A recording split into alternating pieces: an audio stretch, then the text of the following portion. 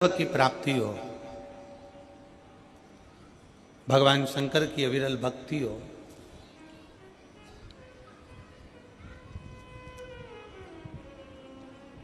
अपने दिल का, अपने मन का, अपने चित्त का, अपने हृदय का नेटवर्क, अपने हृदय की भक्ति का भाव सिग्नल मिलाइए। शिव मंदिर में जाओ, भगवान शंकर के मंदिर में एक लोटा जल चढ़ाने के लिए जाओ, शंकर जी की भक्ति करने के लिए जाओ। वहाँ जितनी देर बैठो उतनी देर अपने दिल का सिग्नल मिलाओ। श्री शिवाय नमस्तुभ्यम कहते कहते अपने मन के भाव भगवान शंकर से कहो।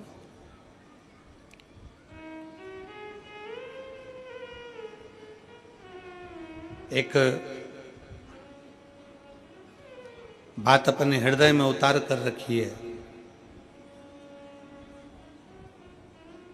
सारे कर्म, सारे पूजन, सारे पाठ, सारे अनुष्ठान, सारा जप तप, सब में सबसे प्रथम है शिव भक्ति।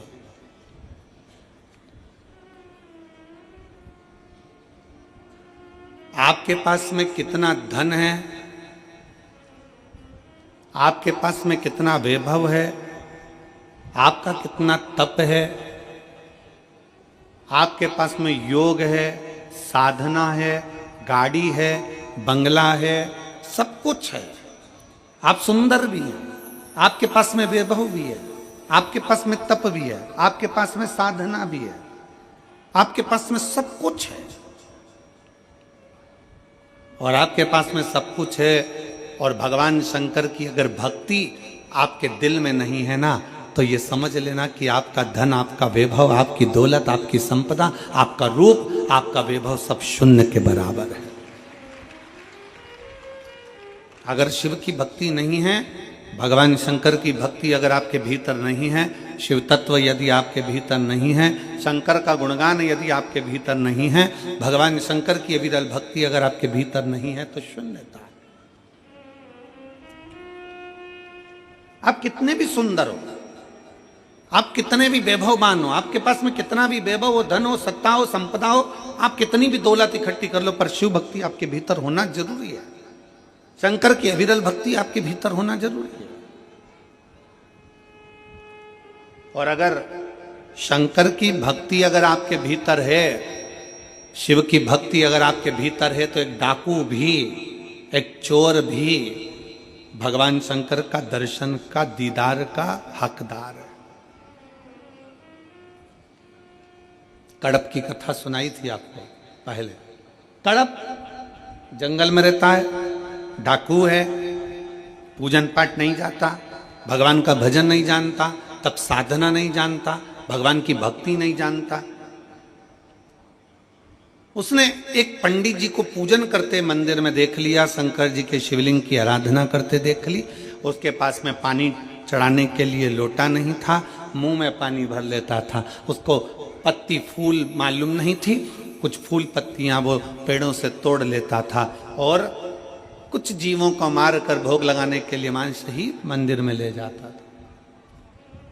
भगवान शंकर के सम्मुख नहीं जानता वो, फिर भी मेरे शंकर उसके सामने प्रकट हो जाते हैं, मेरे शिव उसकी साक्षी में आ जाते हैं, मेरे शंकर उसके सामने आ जाते हैं। भक्ति है उसका, विश्वास है उसकी, दृढ़ता है उसकी। अविरल भक्ति, विश्वास, दृढ़ता शिव के करीब में लेकर जाते हैं, शंकर के करीब में।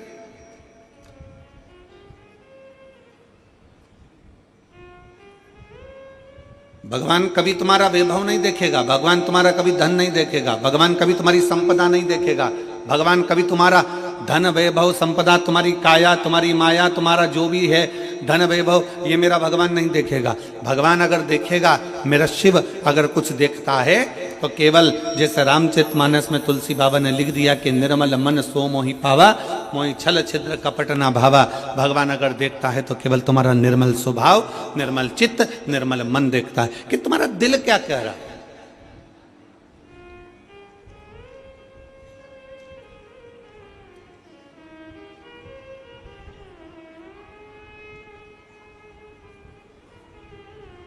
भगवान शंकर की भक्ति करने वाला, भगवान की भक्ति करने वाला, भगवान का भजन करने वाला, भगवान का स्मरण करने वाला, भगवत नाम में डूबने वाला, चाहे वो ब्राह्मण हो, क्षत्रिय हो, वैश्य हो, शूद्र हो, कोई भी हो, अगर वो भगवान की विरल भक्ति में रमा हुआ है, भगवान के भजन में रमा हुआ है, तो भगवान उसके करीब में आ ही जाते हैं। क्या था मां कर्मा के पास में?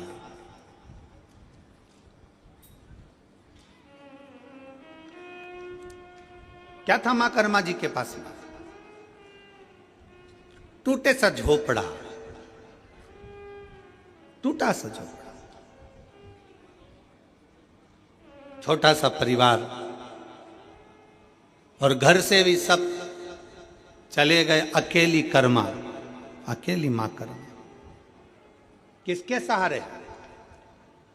दुनिया के लोग कहते हैं वो हमारी माता जी चली गई, कोई कहे हमारा पिताजी चले गया, कोई कि हमारे घर के लोगों ने हमें धक्का मार कर निकाल दिया, कोई कहे यहाँ से हमको निकाल दिया, कोई कहे वहाँ से हमको निकाल दिया, मैं तो अकेली हूँ। कोई कहता है कि मैं अकेली हूँ, कोई कह रहा है कि मैं अकेला हूँ, अकेला हूँ। शिव महापुराण की कथा कहती है, भगवान शंकर का चरित्र कहता है, शिव तत्व कहता है, भगवान शंकर का गुणगान कहता है, शिव तत्व कह रहा है, भगवान शंकर का चरित्र कह रहा है।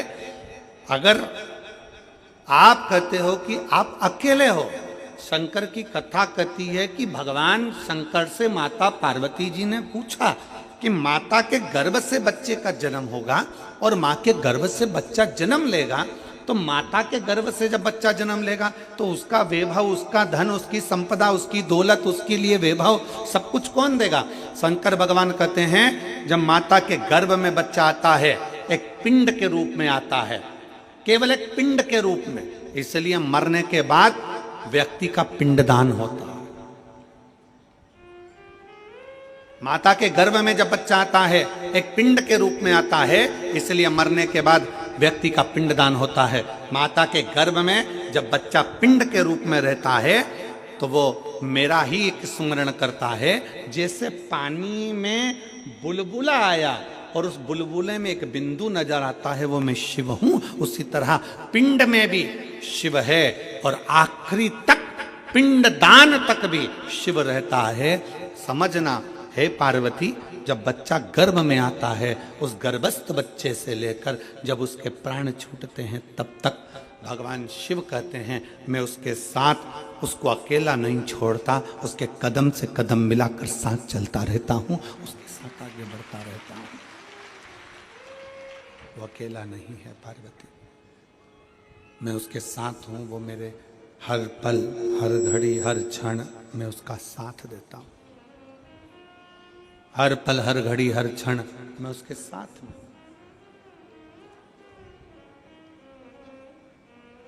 लोग अपनी किस्मत का रोना रोते हैं। हे भगवान, तूने मेरी किस्मत कैसी बनाई। दुकान नहीं चले तो लोग कहने लगे हे भगवान, तूने मेरी किस्मत कैसी बनाई। फैक्ट्री नहीं चले तो कहे हे भगवान, तूने मेरी किस्मत कैसी बनाई। कई लोग ऐसे हैं जो दिन रात बैठकर किस्मत का रोना रोते रहते हैं, किस्मत बेकार, किस्मत बेकार, किस्मत बेकार। शिव महापुराण की कथा कहती है, भगवान शंकर का चरित्र कहता है, शिव महापुराण की कथा कहती है कि भगवान को धन्यवाद दो, किस्मत को मत रोइए। भगवान को धन्यवाद दीजिए कि तेरी बड़ी करुणा हुई जो तूने मुझे मनुष्य बनाकर पैदा कर दिया, इंसान का शरीर दे दिया। किस्मत वाला हूं, किस्मत वाला हूं। तूने मुझे मनुष्य बनाकर पैदा करा, किस्मत वाला हूं। तुझे मुझे मानव का शरीर दिया, किस्मत वाला हूं।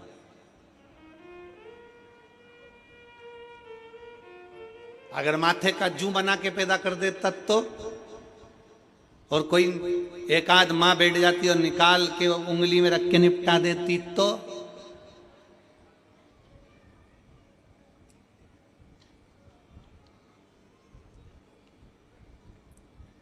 वो धान में पड़ जाए, चावल में घुन पड़ जाता है, घुन घुन बना देता तो। चींटी, इल्ली, कीट, पतंगा कुछ बनाकर पैदा कर देता तो। धन्यवाद दोस्त, देवादिदेव महादेव को।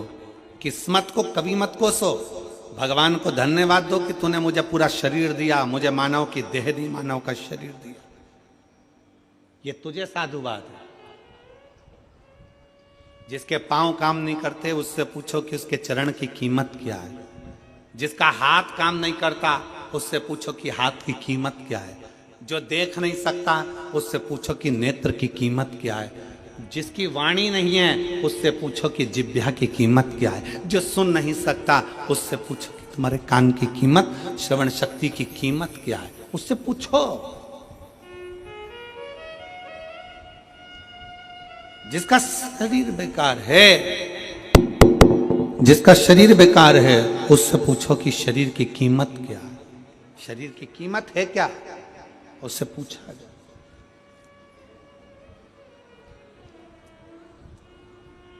शरीर की कीमत है क्या, शरीर की कीमत क्या है, उससे पूछा जाए कि उसके शरीर की कीमत क्या है। एक पत्र है,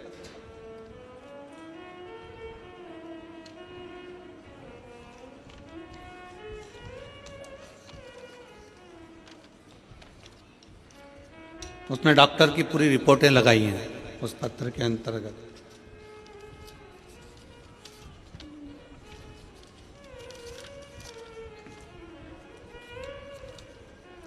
राखी अभिषेक सोनी,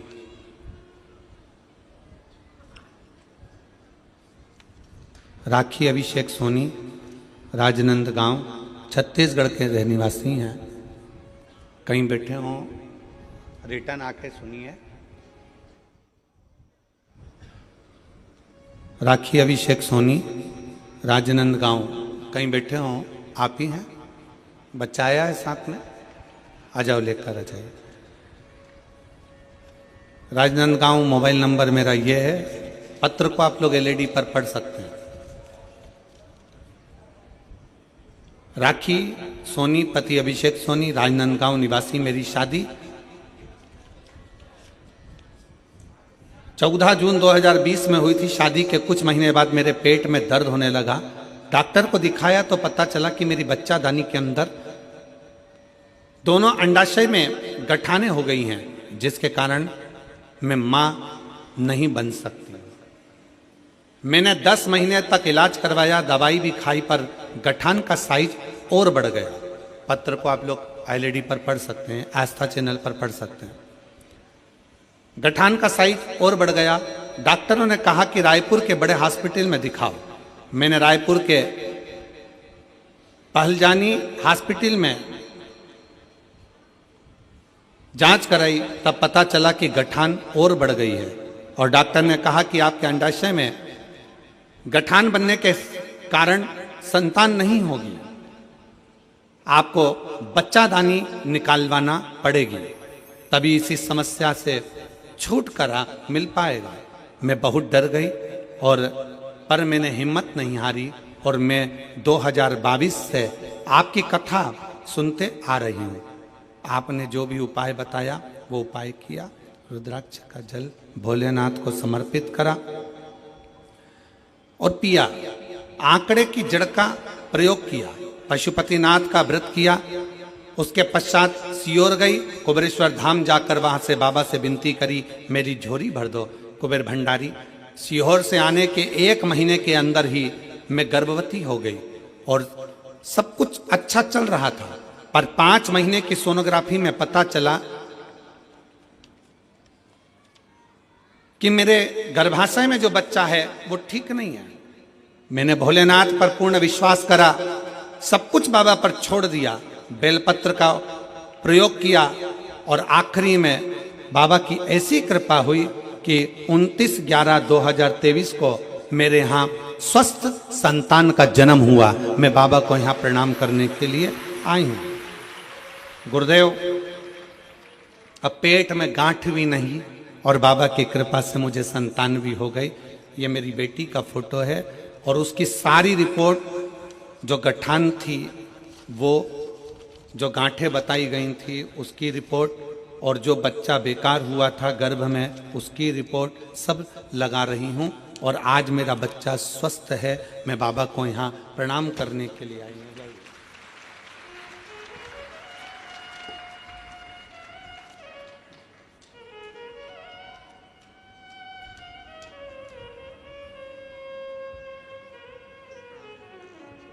एक लाइन अच्छी लिखी है बेटा आपने, भोलेनाथ ने, लाइन आप लोग भी पढ़ेंगे। कोई जल्दी बनता है, कोई लेट बनता है, पर शिव को जल चढ़ाने वाला एक दिन सेठ जरूर बनता है। नीचे लिखा है, भोलेनाथ ने मेरी झोली भरकर मुझे सेठानी बना दिया, मां बनने का सौभाग्य दे दिया। मैं बाबा को प्रणाम करती हूँ।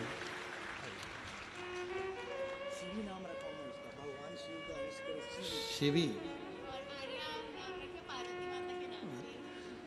शंकर जी के नाम पर ही बच्ची का नाम शिवी रखा गया। एक बार जोरदार ताली बजाएं। साधु का शंभो, शिवो, शंभो।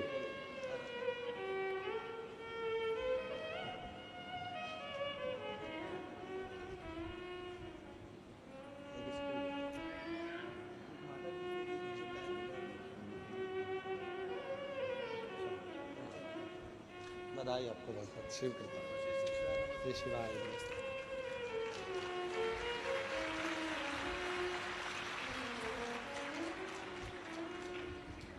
शिव तत्व की प्राप्ति हो, भगवान शंकर की भक्ति हो, शिव स्मरण हो, शिव उपासना हो। पत्र में उन्होंने एक बात लिखी,